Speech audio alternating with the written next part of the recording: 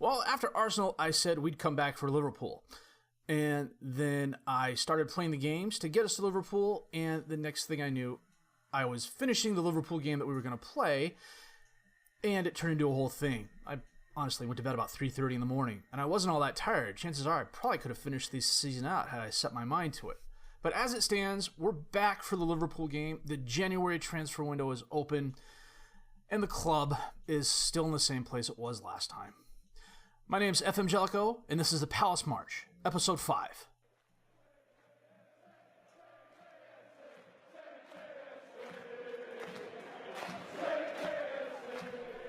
Well, if you see me moving my head around a bit in this video, it's because I just got new glasses. They're bifocals. And I'm getting used to them. My old pair was bifocals as well, but they were slightly different, so it's a whole thing. It's not that I have a nervous tick, although looking at this schedule, you'd see why I'd have a nervous tick. Anyhow, Arsenal is the last game we live-com, and that was a 1-1 draw. After that, we were away at West Ham. That was a 0-0 draw. Nothing going on there. I'm not going to show you anything related to that. Then we were home against Chelsea, and they absolutely bossed us. 13 shots, 6 on target to our 4 and none. Tompkins had an own goal. Kovacic had a 56. Mateo had a 50th minute goal, and Eden Hazard had a 62nd minute penalty kick. The team is just not performing. When Zaha's on a 6-2, Benteke's on a 6-3, Reed Wall's on a 5-9 of all things, Hennessy's on a 6-2. It's just, it didn't bode well. Then I thought we had started to turn things around. We were home against Fulham, and we won 3-0. Sorloth with a 9th minute goal, Zaha with a 62nd minute goal, Dan with an 81st minute goal. We had 9 shots, 5 on target. They had 6 shots, 2 on target. This was a solid team effort across the board. I wish I could get something resembling like this almost every game. My daughter wants a pony too. Chances are she's going to get the pony before she gets my wish. Before I get my wish, that is. We were then home at Liverpool in the Carabao, and this was the game I wanted to show, and I frankly just wasn't paying attention. I clicked proceed with match. Liverpool is the best team in the Premier League, and we beat them. I'm not quite sure how. We had 11 shots, 6 on target. They had 9 shots, 5 on target. Kouyaté 45th minute goal and a Sorloth 64th minute goal was enough to see us through. Joel Matip had a 29th minute goal. Liverpool, I'll be honest, I'm not very familiar with their roster. That to me doesn't strike me as a fully rotated side. Yeah, Mignolet in goal, Chirivella, Macaulay as striker. Those are second teamers, but Alexander-Arnold, Lovren, Keita, Shaqiri, they're good. They're good players. Just for whatever reason, we were better than them this day. And that puts us in the semifinal of Carabao against Man City. After that, we were home against Wolves, and we drew with them 2-2. Alexander Sorloth had a brace of goals. 44th and 87th minutes. Again, and I think this is an FM19 thing. A late period goal salvaged the draw. In the 94th minute of a 94-minute game, Raul Jimenez got his second goal of the afternoon to claw the draw back. We had 7 shots, 5 on target. Wolves had 14 and 9. We were just a little bit better than them today, and it showed. We should have won this game, though. I think one of the things I'm going to do at the end of this season is go through all the games we've played and count up all the goals that have been scored in the last minutes of a period. Because it's borderline ridiculous. This is FM19 back post goal ridiculous. Well, after drawing at Wolves, we were home against Huddersfield, who were actually a really good team this year. They were like 6th in the league when we played them, and we won 3-2. Zaha, a 52nd minute goal, Dan, a 55th minute goal, and then a 93rd minute goal that I thought was going to be the winner and give us a quote-unquote comfortable win. And then Matthias Jorgensen had a 94th minute goal to make the game a lot closer than it actually was. We had 13 shots, 7 on target. They had 11 shots, 7 on target. Again, a pretty solid team effort. Dan was on his game in set pieces. Both his goals came off corner kicks. Zaha got himself back on the board. I'm going to go back to the schedule here. The one name you have not seen in the scoring column since October is Christian Benteke. I don't know why. It's like real world Benteke has somehow infiltrated Sports Interactive, or they figured out a way to program him to reflect his real world performance. He's got the stats that he should be a really good target man. He's probably had at least 8 woodwork hits in these games. And I got so frustrated with him, I pulled him off for Sorloth, and all Sorloth has scored, 4 goals in 3 games? And Sorloth is nowhere near the player Benteke is. He's close, but he's not, at least from an attributes point of view, anywhere close to Benteke. I'd thought about moving him in the January transfer window, but the decision's been made for me. He's out for the rest of the season. A damaged Achilles tendon. Torton training, out 4 to 6 months. The tactic I've been playing has been this 4-4-2 narrow diamond with Zaha up top as the second striker. I've been switching out Sorloth and Ayew, but I've made at least one move in the transfer window that is probably going to cause me to reconsider this formation and go back to either this or something like this. Transfer window wise, ignore all these free transfers. Those are youth players that I've brought in. They are at best 3, maybe 4-star potential, depending on who's scouting them. They're socked away on the under 18s, under 23 teams. They are building them up now, sell them off for money later. The one move we completed before, we had an in and an out completed before the start of the transfer window. Vicente Guiada got upset he wasn't getting first team playing time. I told him I started him some cup games. He had a grump, as Lelouch would like to say. So I started him a couple of games. He was absolutely horrible. He demanded a move. I put him out there, and Man City picked him up for $11.5 million, going up to $14 million. I'm not quite sure why. He came in this season, but for whatever reason, the program doesn't tell me how much he came in for. He come in on a free from Getafe? I don't know. I suppose I could Google it and find out, but frankly, he's not on the team anymore. I can't be bothered. I was looking for some help on the midfield.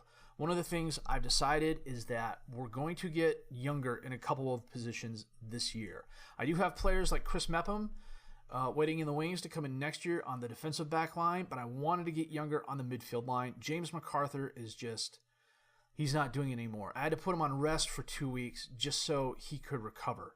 And when I put him in a game, he starts out at 99%, and 25, 30 minutes into the game, he's down at 70. He's just not going to be able to do it anymore. Youssef Apanasser comes to us from Monaco. 22-year-old Moroccan international, 3-star current potential, 4-star potential ability, plays a box-to-box midfielder, which is what I was looking for. Also plays a really good deep-line playmaker, Mazzala, and advanced playmaker. Can also play some defensive midfielder, which will help with the Milijevic-Kouyaté rotation. It'll allow me to leave Riedewald on the defensive back 4.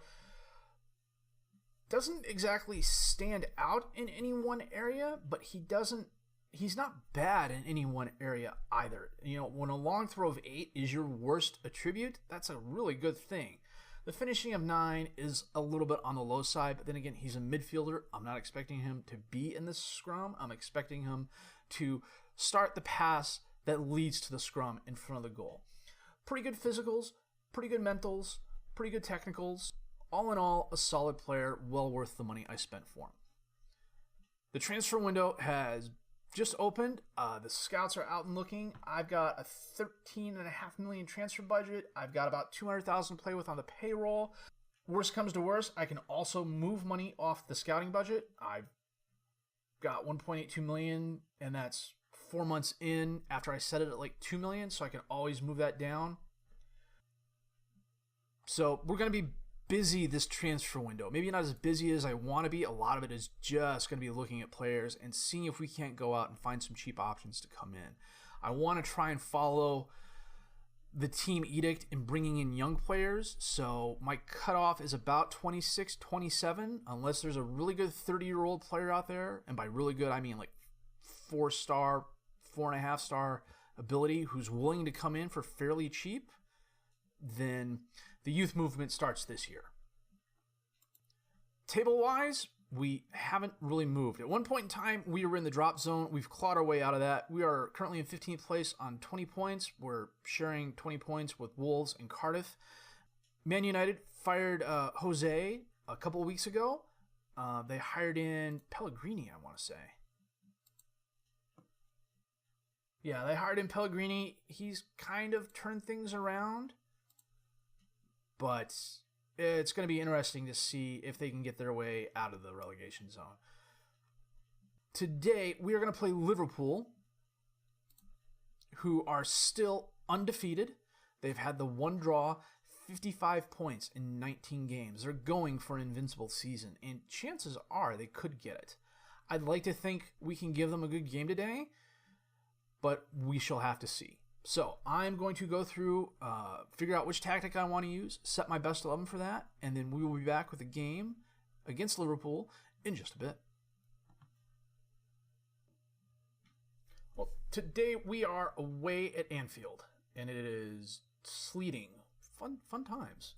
Hennessy in goal, Riedewald, Dan, Tompkins, and Ward as the defensive back four, Milvievic as the defensive midfielder, Much and Benasser as the midfielders, Zaha and Townsend as the advanced midfielders, and Sorloth up top. Wan-Bissaka got his 5th yellow card last game, so he is suspended for this game. Oddly enough, teams are starting to make a move for Townsend, and I'm not quite sure why. But he's valued at $12 million, and the best offer I've gotten for him so far is $3.7 million, I want to say.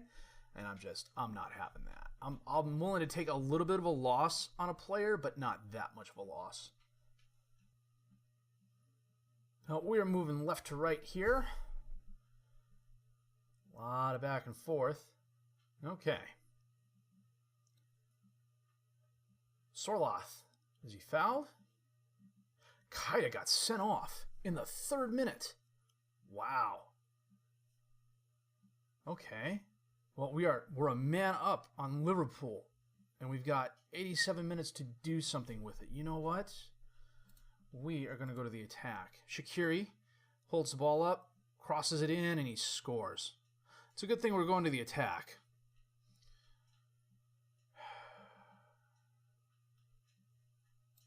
Yeah, I don't want to see that. You know what? I'm going to speed this up a little bit here.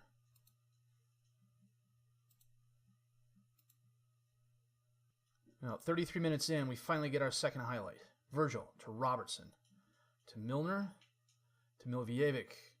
Took the ball away. Dan up to Much, who is back from loan. Shaqiri. Driving again. Tompkins takes the ball away. Zaha, however, goes up to Chirivella. Alexander to Shaqiri.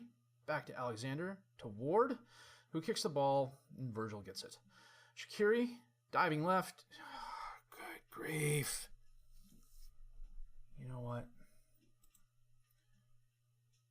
I really don't want to see that again. You know what? We're gonna go full on gegenpress. We're a man up. We've been a man up for 30 minutes. We still haven't had a shot on goal. Benasser. Dispossessed, but Townsend's there. Centers it to Sorloth. Out to the wing. Zaha runs it down. Centers it back to Milvievic. To Benasser. To Townsend, who gives it away. Ward runs down the errant pass. Dan to Milvievic. Back to Dan. Up to Much. Driving forward. Zaha. And he scores.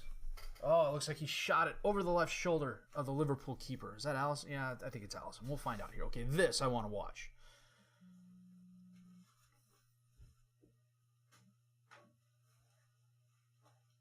Oh, totally wrong-footed Allison. I don't know what happened there. But I will take it. Townsend's made a lot of mistakes today. Yeah, he kind of has.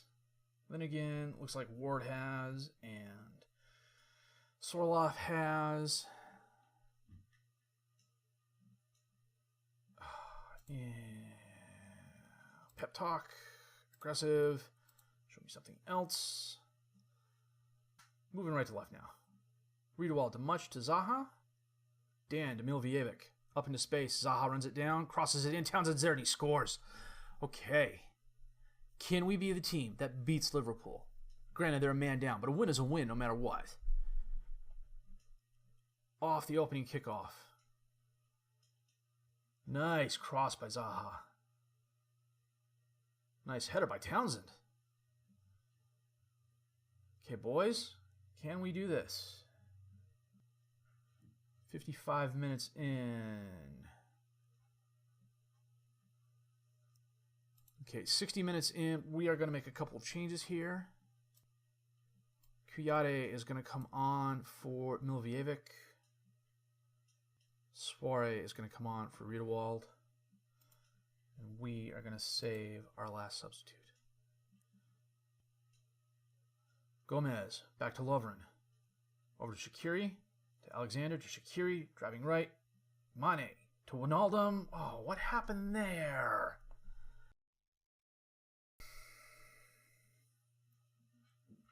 Alexander to Shaqiri, to Mane. A clear, but it went right to Wijnaldum. Dang, and blast. You know, we're going to go to the very attacking. Something tells me that was Dan. Dan has not been good these past few games, and I'd love to move him, but he's the team captain now, and the locker room's on a precipice as it is. Come on, guys. Mane driving forward, out to Shaqiri on the right. To Henderson, and his shot's wide.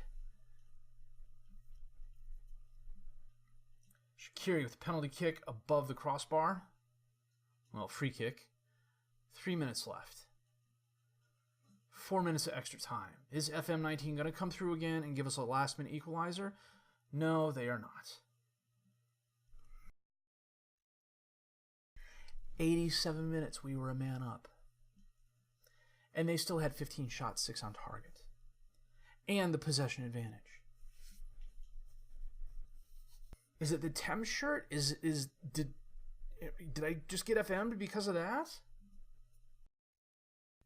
No, we're not going to let the team know we appreciate their efforts. We're ripping them a new one.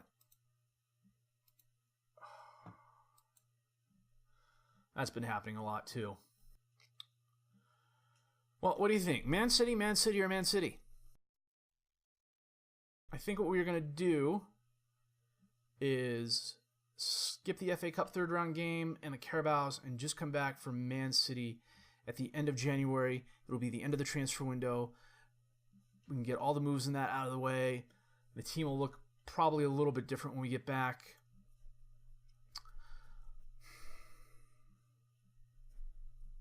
I think I am just going to get a drink. A man up for 86 minutes.